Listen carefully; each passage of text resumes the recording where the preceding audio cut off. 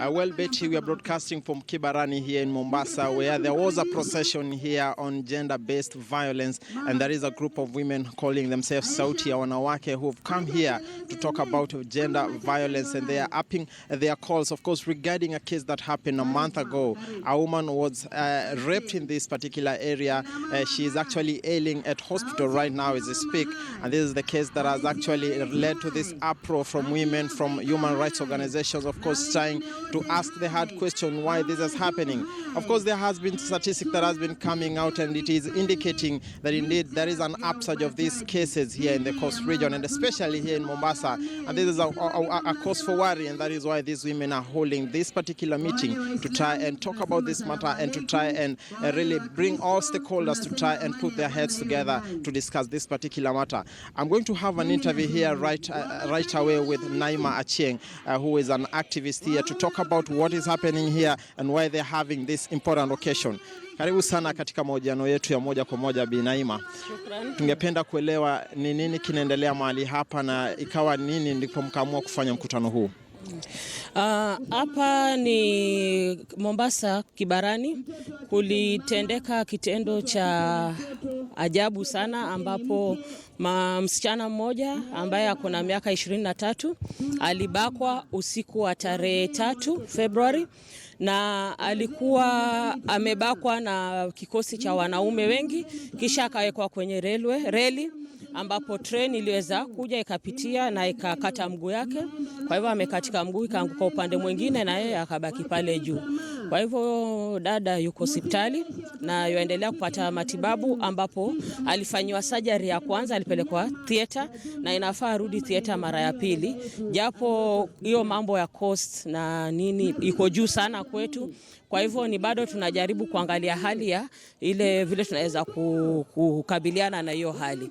Na sababu kubwa ya sisi kuweza kuleta hii kongamano hapa ni kuwa tuko na miradi ambayo tunafanya ambayo imekuwa sponsored na Sauti ya Wanawake na Action Aid Kenya, ambayo hiyo miradi inafanywa katika maeneo 5, na Kibarani ni moja ya eneo ambayo tunafanya ile miradi, na ni miradi ambayo tunaita Shikan, na ambayo inazungumzia masuala ya kuleta usalama kwa wanawake, na yani safe cities ambayo inaleta usalama kwa wanawake. Na sababu kubwa ya sisi kutarget hapa Kibarani na kufanya hii mkutano leo ni kuzungumza ama kukondem ile issue ambayo imetokezea kwa huyo mwanamke. Hatukufurahia kama kina mama ama kama wanawake, na pia sababu kubwa ni kuja kufanya hamasa katika hii area, kwa sababu hii area vile unavyoiona ni slum area, na ambapo kuna illicit alcohol ambaye iko hapa, na pia drugs ziko hapa, na niseme kama ukahaba, wanawake wanajiuza, iko hapa sana kwa hali ya juu.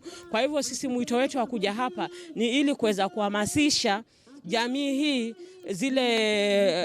kuhamasisha dhidi ya haya mambo ambayo yako, na pia kutilia muhito kwa serikali especially ya county waweze kuweka ile sheria ya kuwa kufikia kiwango fulani kuanzia pengine saa 5 iwe ni police patrol zinaendelea hapa.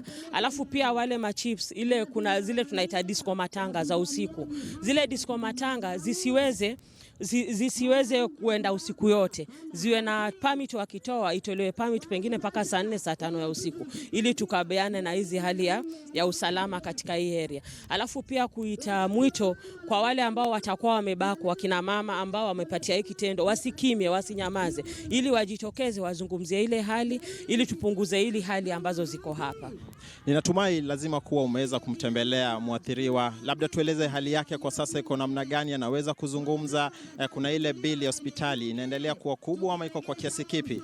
Na visa hivi vya vita vya jinsia kwa jinsia ya kina dada vinafanyika kwa kiasi kipi hapa katika eneo la Mombasa?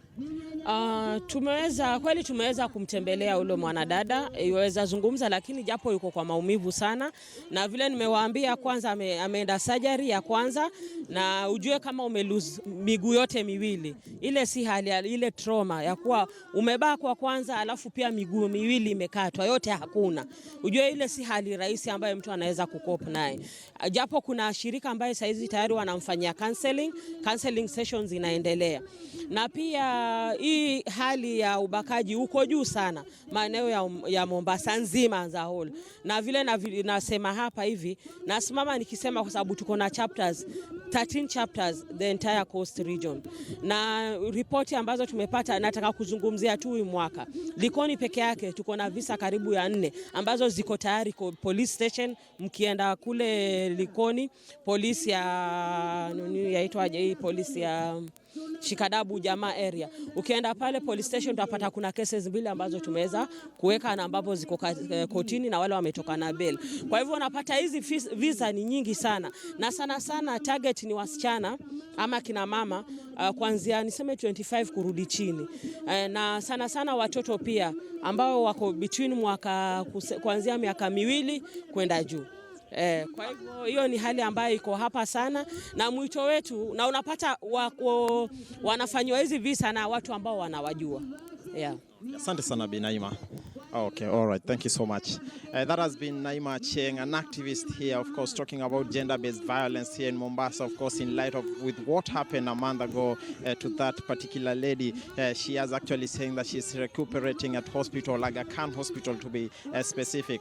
Those are the things happening down here in the coast region. Of course, the women here trying to set the agenda and trying to really call upon all stakeholders to put their heads together and really discuss this particular matter, which, according to what they are saying, it is actually on the increase. It is quite a huge point of worry, and one that will of course be following all through this procession as we keep updating you from here in Mombasa. Back to you, Betty. All right, thank you.